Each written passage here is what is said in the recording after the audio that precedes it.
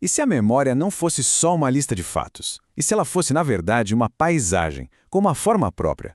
Hoje, a gente vai mergulhar numa ideia bem radical, a de que a memória, tanto a nossa quanto a de uma inteligência artificial, tem uma geometria invisível. Uma geometria que define como o conhecimento se organiza e como as ideias se conectam umas com as outras. Olha só que frase forte. Essa é a ideia central que a gente vai desvendar aqui, e ela vem de uma análise da arquitetura de uma mente artificial chamada EVA Mind. A premissa é a seguinte: o jeito que a informação se organiza não é um mero detalhe técnico, sabe? É algo tão fundamental quanto a própria informação. E olha, isso muda tudo. Parece uma pergunta meio filosófica, né? Mas a resposta é pura matemática. E não como uma metáfora, não, mas como uma ferramenta literal para construir uma memória mais inteligente. Uma memória que consegue entender até o que não foi dito. Então, vamos começar por aqui. A maioria das IAs hoje em dia enxerga a memória como um grande arquivo, um índice plano. Você busca um termo e ele te dá um resultado. Simples assim. Mas o objetivo aqui é completamente outro. É criar um campo cognitivo. Uma verdadeira paisagem mental, onde as ideias têm relevo, sabe? Tem vales, picos e se conectam de maneiras super complexas. E a nossa primeira ferramenta para esculpir essa paisagem é a topologia. É um ramo da matemática que estuda formas e espaços. E nesse caso, ela ajuda a gente a encontrar os fantasmas nos dados. Aquelas ideias que estão ali, presentes, mas que nunca são mencionadas diretamente. Vamos para um exemplo prático, para ficar mais claro. Pensa que um sistema de IA coleta esses dados sobre uma pessoa. Trabalho em excesso, insônia, irritabilidade e um certo distanciamento da família. Assim, à primeira vista, parecem só pontos isolados, né? Como ilhas num oceano de informação. O cérebro da gente faz essa conexão quase que na hora, não é verdade? A gente consegue ver a forma que esses pontos criam, a gente vê o espaço vazio que eles estão desenhando no meio, e esse espaço, ele tem um nome. E aqui vem o termo técnico para isso. Na matemática, isso se chama buraco topológico. É a prova de que a ausência de algo pode ser tão informativa quanto a presença. A estrutura dos dados está literalmente circulando um conceito central que está faltando ali no meio. E aí está, burnout. A palavra nunca foi dita, mas a geometria dos dados praticamente grita esse conceito. Uma IA que entende de topologia não precisa que tudo seja dito com todas as letras. Ela consegue ler as entrelinhas, simplesmente olhando para a forma do conhecimento. Ok, então já dá para encontrar ideias que estão faltando. Mas e para organizar uma quantidade gigantesca de informação, especialmente aquelas com hierarquias super complexas, tipo a árvore da vida ou a estrutura de uma empresa, como faz? É aqui que a gente esbarra no problema do aperto. Pensa num espaço plano normal, como uma folha de papel. Quanto mais galhos você adiciona numa árvore hierárquica, mais eles vão se espremendo uns contra os outros. A solução? Usar um espaço hiperbólico. Nele, a própria natureza do espaço se expande conforme a gente se afasta do centro. Ou seja, sempre tem mais espaço. É genial. E essa imagem é um jeito de visualizar esse espaço maluco. É o disco de Poincaré. Parece um círculo comum, mas a régua aqui funciona de um jeito diferente. Para ir do centro até a borda, a distância é, na prática, infinita.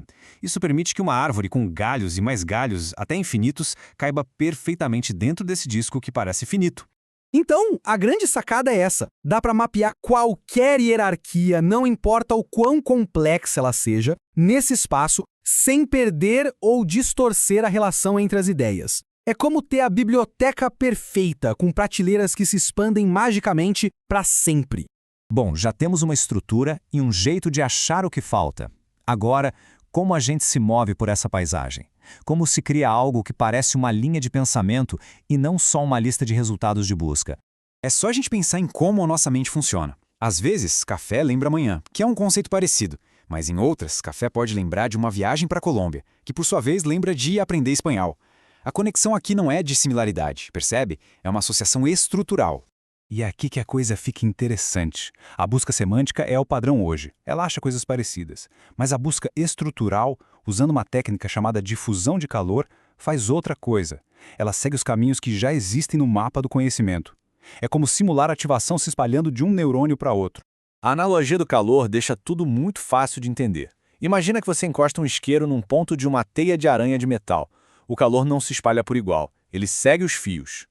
Do mesmo jeito, uma ideia aquece primeiro os seus vizinhos mais próximos, e depois os vizinhos dos vizinhos, criando um fluxo supernatural de associação de ideias. Certo. A mente está aprendendo fazendo associações. Mas como a gente sabe se ela está realmente entendendo as coisas?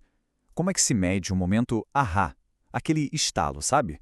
Um instante em que várias peças de informação aleatórias de repente fazem todo sentido juntas. E a resposta, de novo, está na geometria. A entropia espectral é uma medida da organização de um sistema. Um mapa de conhecimento caótico com um monte de conexões aleatórias e fracas tem uma entropia alta. Já um mapa bem organizado, com grupos de ideias claros, bem definidos, tem uma entropia baixinha. Isso aqui ilustra perfeitamente o momento do insight. Quando chega uma informação nova e de repente ela conecta vários grupos de um jeito novo, elegante, o sistema inteiro se reorganiza, o caos diminui, a ordem aumenta e a entropia despenca. Ou seja, é possível medir com um número o exato momento em que o conhecimento clica. Então, vamos juntar todas essas peças. A gente viu como encontrar os buracos, como organizar hierarquias, como criar um fluxo de pensamento e até como medir um insight. Como é que tudo isso se encaixa para formar uma mente artificial que faz sentido? Essa tabela resume a arquitetura de um jeito fantástico. Cada camada da mente corresponde a uma função cognitiva e cada uma é implementada com uma ferramenta matemática específica. A gente já viu. A geometria hiperbólica cuida da representação, a topologia acha a estrutura e a difusão de calor cria dinâmica. A última peça, a da aprendizagem, usa a teoria das categorias. Pensa nela como a matemática das analogias, que permite à mente transferir conhecimento entre áreas diferentes. Tudo junto forma uma arquitetura completa. No fim das contas, tudo se resume a isso. É sair de um sistema que só guarda e busca informação para um que entende a forma, a estrutura e a dinâmica do próprio conhecimento. É um salto fundamental. Isso tudo deixa a gente com uma última pergunta para pensar. Ao usar a geometria para construir mentes artificiais, talvez a gente esteja só redescobrindo os princípios que esculpiram a nossa própria consciência. Talvez nossos insights, nossas intuições, nossas linhas de pensamento também sigam uma geometria invisível, só esperando para ser mapeada.